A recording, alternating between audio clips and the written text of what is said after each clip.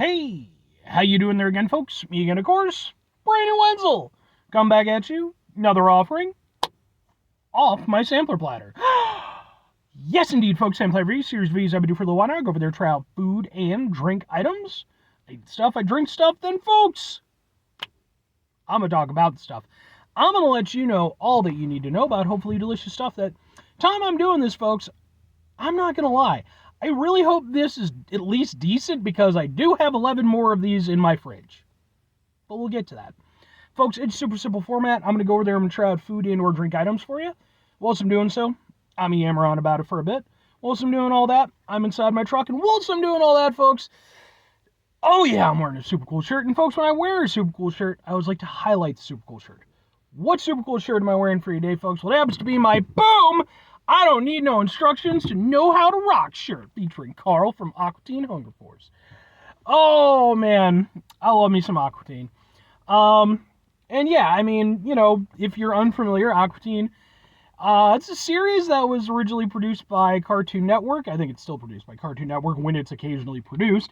But it was originally on their Adult Swim line of programming.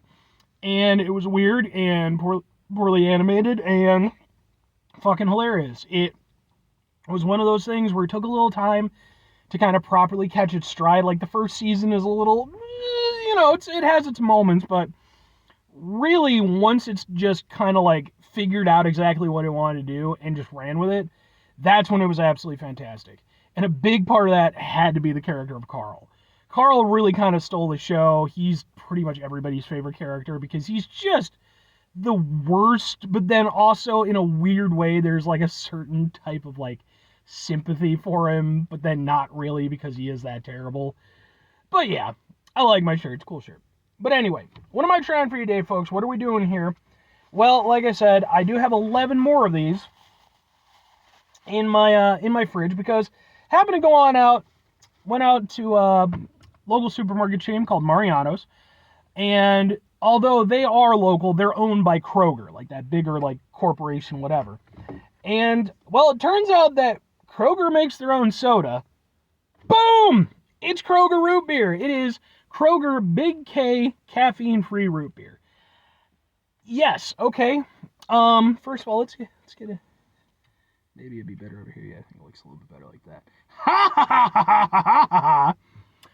But yeah, you know, folks, I love root beer. Y'all know I love root beer. I love root beer so much. I have an entire playlist called Root Beer Reviews that just is reviews of root beer stuff. And I have never had Kroger soda. Sip boldly, sure. When it comes to budget root beers, but we're going to find out together if it's worth it. Okay. The smell isn't bad. Like, it definitely smells like root beer. Let's give it a go.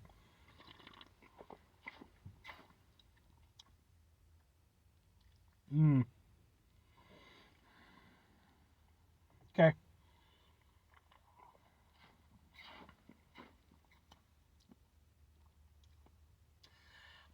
Okay. Okay. Good and bad. I will say overall, I'm willing to give it to it. It is not what I would consider an astounding root beer or anything, but it is honestly kind of better than what I was expecting. Because again, when it comes to like budget root beers, yeah, man, like I have had some really shitty budget root beer in my day.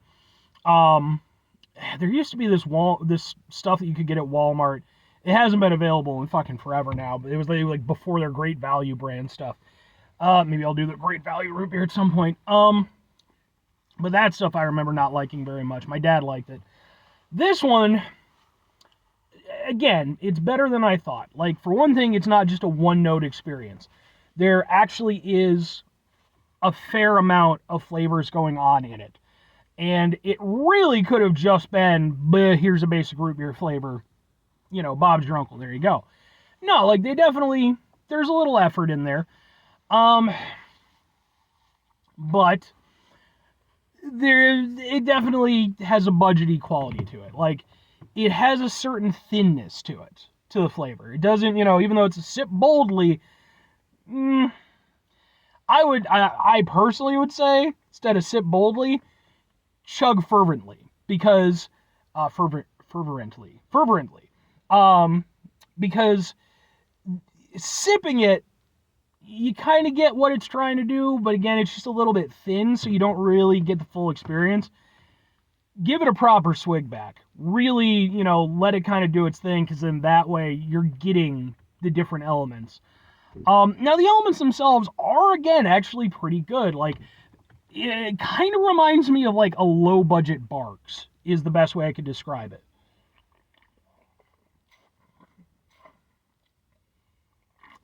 Like, it has a nice little bite to it.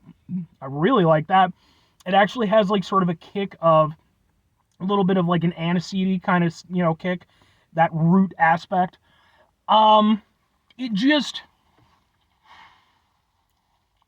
It doesn't reach the heights that I want it to, Like, it promises a lot when you first start drinking it, because you're like, oh, okay, it's got, like, these different flavors going on, and, they're nice and okay.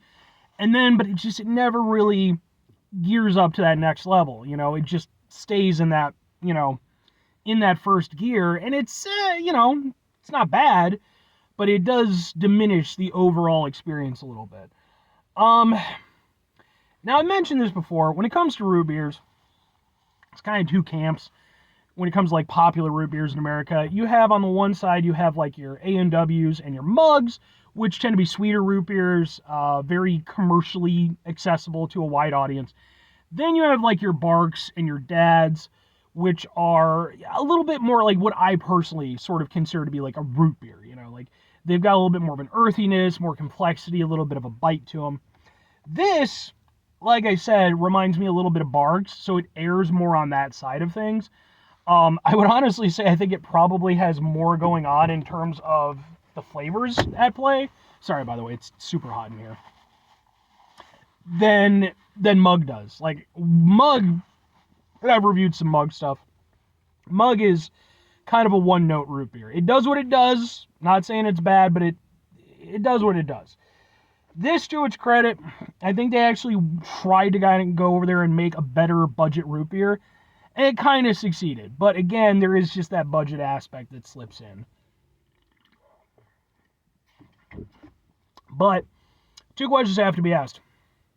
It does have kind of a harsh ending, which I don't know that I like or not. It's kind of hard for me to say, but it definitely has a little bit of a hit at the end. I don't know. Kind of like it, kind of don't. But anyway, would I get it again? Would I recommend it? I mean, for me personally,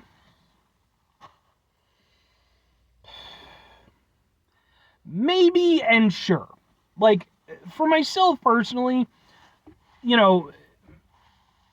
it's sort of a question of, this isn't my favorite root beer. It's not going to even qualify against, other really proper root beers. But there's the value aspect of it. Again, it's, kind of a cheaper alternative to the name brand stuff. I will say, for being a cheaper branded root beer, it is actually pretty solid. It's nothing amazing, but the fact that they at least put in some effort, I have to give them credit for that. But I do think for me personally, I would probably just, I love root beer enough that I would probably just go over there, spend a little bit more, get myself a thing of Barks or something like that. It's just a more rewarding experience. Whereas with this, it's decent. If I was throwing a party or something like that, if I knew I was going to have a lot of people over and I wanted to have a root beer option, I think this would actually be really good for that. But if just for me sitting down, I just want a proper root beer. Even though this does come kind of close. If I'm recommending it, though, who am I recommending it to? If you want a budget root beer, I would actually say yes. I think this is a good budget root beer. I think the flavor that you get versus, what you're paying, and mind you, I can't remember off the top of my head what I paid for it, but it's actually pretty good. For being a generic branded root beer, it is definitely punching above its weight class. So there's credit where it's due. But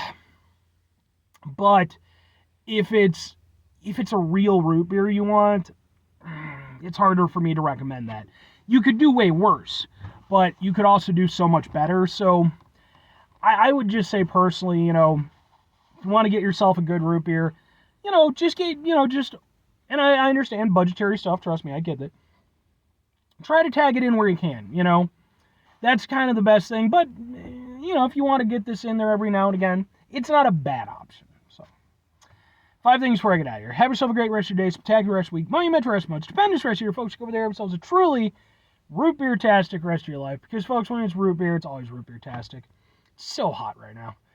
Final 2 things. Number 1, try to bring some positivity into the world. It's not always possible. It is, however, always appreciated. But what you do if you can't do it all the time, I know I can't do it all the time. Here's what you're going to do, folks. You're going to try not to be an asshole. Folks, not always the easiest thing in the world to not be an asshole. Trust me. I know it. I live it. I'm out there every day with you in it. Life can be stressful and frustrating and just bullshit sometimes, folks. And when we find ourselves in situations where we have to deal with said bullshit, it's important we go over there whenever possible. Take a step back, try to mitigate the level of assholishness in our lives, hopefully do better for ourselves and for those around us.